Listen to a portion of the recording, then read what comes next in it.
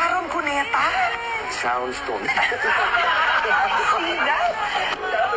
I think this is the first time anyone has seen this. You mean to say, you're referring to Sharon Cuneta, right? Yes, ma'am. So, nung naging kayo ni Sharon Cuneta, nagpatato ka talaga? Ang story niya, ma'am, hinuli ako sa airport. Dumating ako siya. Pinahuli ako ni FBI.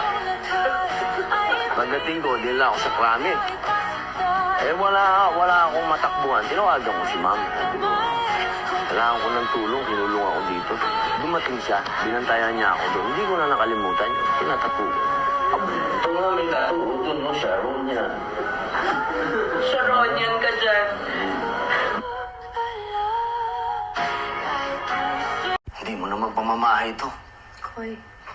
Hindi mo ba narinig? Oh, My wife asked you to leave. stop it, ha? Hindi mo na siya asawa.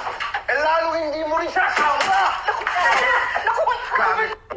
ngayon, huwag kang dumagdag. Dagdag sa problema mo. Problema na ako sa'yo. Hindi ko sinabi yun. But, Koy, I can't do this right now. Okay? Koy, Just leave. Ano problema mo? Yael, Hindi mo ako pwedeng paalisin. Hindi mo naman pamamahay ito. Koy. Hindi mo ba narinig? Oh, My wife asked you to leave. stop it, ha?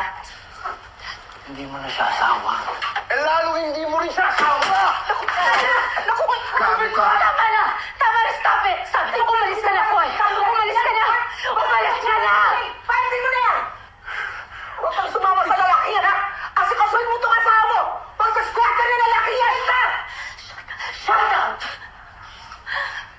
Koy, mag-usap muna tayo, please, Koy. Koy naman! Go, Koy! Kinausap magdamag.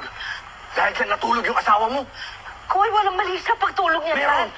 Koy, wala ko, Koy, wala. Ano mo ba ako? Ano ba talaga tayo? Koy! Bakit hindi mo nasabi? Dahil nandyan na asawa mo?